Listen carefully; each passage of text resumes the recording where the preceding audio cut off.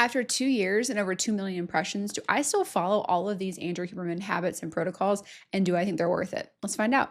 Okay, I'll just go ahead and give you the TLDR in case you don't want to watch the whole video, but I still do every single one of these protocols and habits that I picked up over 2 years ago from Andrew Huberman over a series of several different podcasts and interviews that I listened to from him. There's some of his most famous and most talked about concepts, and I still do every single one of them, and I've actually added several more in my more holistic wellness journey. I have been obsessed with fitness, health, nutrition, wellness for almost a decade now, but in the past couple of years, I really started to care a lot more about my comprehensive wellness. It really came from feeling very, very burnt out with work. I think entrepreneurs are so notorious for taking really bad care of themselves in a lot of different ways, especially when it comes to recovery, sleep, just overall like comprehensive wellness. And I found myself very much in that same spot. I felt really tired all the time. I felt groggy. I was just really, really struggling to feel like my best self in my work. And then also that obviously translated to my personal life too. And so I started trying out some of these different things, and they've made such a massive difference in my life, plus many, many more. And so I recommend all four of these. These are like super, super simple ones to start with. They are free or very low cost. I think actually all of the ones I'm going to talk about today are free. Yeah. Now that I'm thinking about it, you can take them to an extreme where you do things that are more costly, but you can start all of these off in a free way, which I think is super beneficial. They're also like very low barrier of entry and super easy to begin with. So whether you're an entrepreneur, business owner, or you care about your wellness and you want to show up better at work and in life, I think all four of these are absolutely something you should consider doing. I'm going to dive in and talk about all four of them. And I'm going to break down each one. And I will talk about the science around these things, which is obviously like why I learned about them from Huberman and why I started doing them in general. But I also found tons of practical value from each one of these and exactly how I do it to get the most out of it. So hopefully it inspires you and helps you get started too. The first thing is a cold shower. And for me, I did a lot of research around cold exposure. Heat exposure is also really important too. People don't talk about that quite as much these days, although sauna is getting more and more, traction and more conversation. But cold exposure, there's tons of scientific benefits around it. But for me personally, when I first heard him start talking about cold exposure and other people kind of in the wellness podcasting space, the thing that I was so interested in is the way that it can build willpower. And then I heard Huberman talking about this, and I'm going to read this so I don't get this wrong at all, but I've heard him do several podcasts on this part of the brain called the anterior mid-cingulate cortex. AMCC, kind of for short. It's the part of the brain that is responsible for our willpower, our decision making around gritty sorts of things. It's kind of what makes us work hard. It's the part that actually pushes us forward through difficult circumstances. And the really interesting thing about it is the AMCC can be trained. It can grow. There's tons of really interesting studies around this. People who have larger AMCCs, physically in their brain, tend to have less neurological disease later in their life, like Alzheimer's, dementia, things like that. It literally is something that can categorically change the trajectory of your life, and not just in the moment with your willpower, your grit, your ability to push through difficult circumstances, but it can actually make you live longer as well when you push yourself, which when you think about it, just anecdotally, of course, people who are gritty, who work really hard, who have great willpower, they're probably going to live longer because they can push through more circumstances, because life isn't perfect. It's difficult. Work is hard. Life is hard. Personal relationships are difficult. Whenever you can have a stronger sense of grit and willpower, these things can have huge health benefits. And Angela Duckworth is famous for talking about this in her book, Grit, as well, which I highly recommend. As a side note, amazing book. Absolutely love it. But one of the best ways to train your AMC, your anterior mid-cingulate cortex, to make sure I'm saying it right again, is through things like cold exposure, heat exposure, obviously high intensity exercise, which that was already a huge part of my life, was lifting heavy, sprinting, all kinds of, physical movement training. That was already a big part of my life, but I didn't have something else that was really pushing me significantly. And I started doing cold exposure. So every day now, you obviously can go as far as getting a full cold plunge in your, yard. You can even do those the ice bucket styles. What I do now is I do heat exposure to cold exposure in the cheapest and freest way you can do it. And that's in the shower. So first thing in the morning, I blast the shower really, really hot. I get in there for a couple minutes. And then the last 60 seconds, I get it as cold as I possibly can. And that change is actually so hard, and it's actually harder, I think, than just getting in cold personally.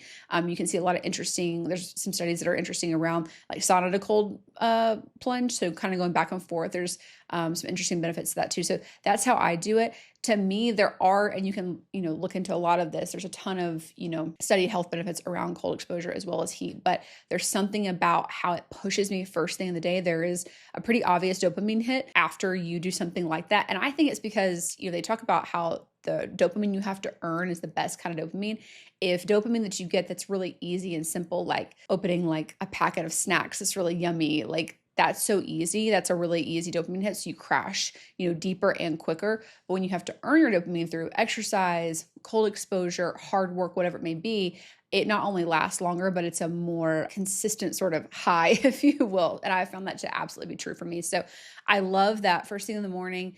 It's something really difficult I have to do. I hate it every time. Honestly, it doesn't get better. You hate doing it. There's sometimes I'm in the shower and it's hot and I'm like, really don't want to turn it to cold. I really don't want to turn it to cold, but I do it anyway. And there's something that's so powerful about making yourself do something really, really hard first thing in the morning that kind of waterfalls into the rest of your day. So after I do that and I, have my like required suffering, as I call it, then, the day tends to be a lot easier. So whatever client problems come up or things in my business that I wanted to go a certain way and that they're not going that way that day or whatever, it's just easier to handle the adversity. It's easier to handle the difficulty. So I highly, highly recommend doing something, even if you don't choose to do this, although I think there's so many benefits to it, finding something that's super hard to do first thing in the morning. Like you will absolutely experience not just that little dopamine rush that you get afterwards, but I think you'll really find that you start becoming a grittier, tougher person with just more willpower in general. The second one is what Huberman's probably most famous for, and that's morning sunlight. He talks about this endlessly. This is like his main thing that he's always talking about, and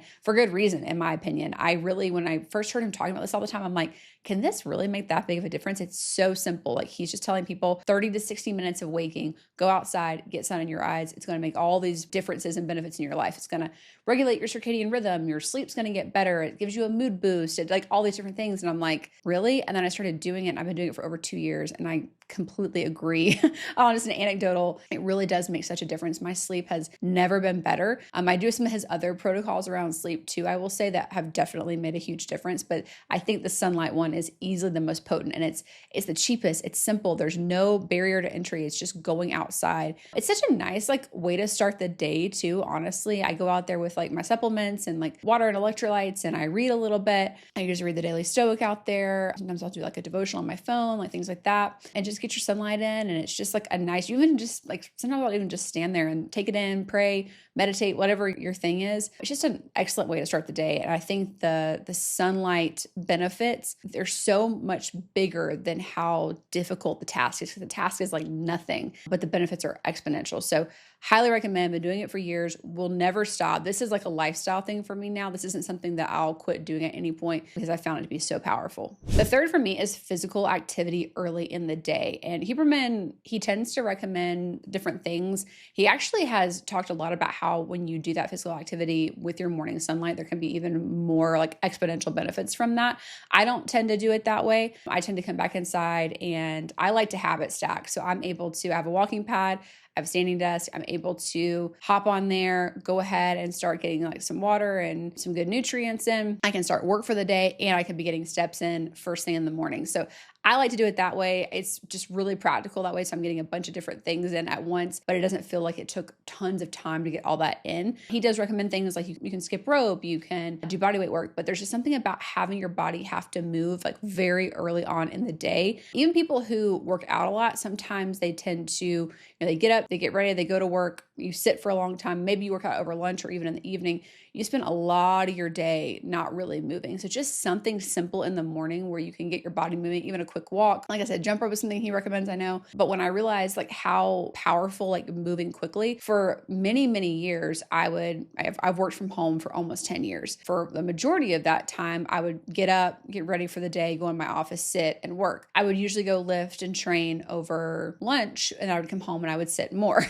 And when I got a walking pad in general, when I started moving so much more in my daily, exercise expenditure, my daily movement expenditure, I should say, increased. I saw so many benefits from that. But when I started doing this first thing in the morning, there was something about it. I was just so much more energized. I was more alert. My mood was better. I noticed that I was just more locked in on my work too. So highly, highly recommend. Huge benefit to me. And whatever you choose to do and however you choose to do it, I think finding a way to get some sort of movement in as early in the day as possible as you can make a massive difference, both for your work and just your life. The fourth is delaying my caffeine. I heard Huberman talk about this probably like a year and a half ago.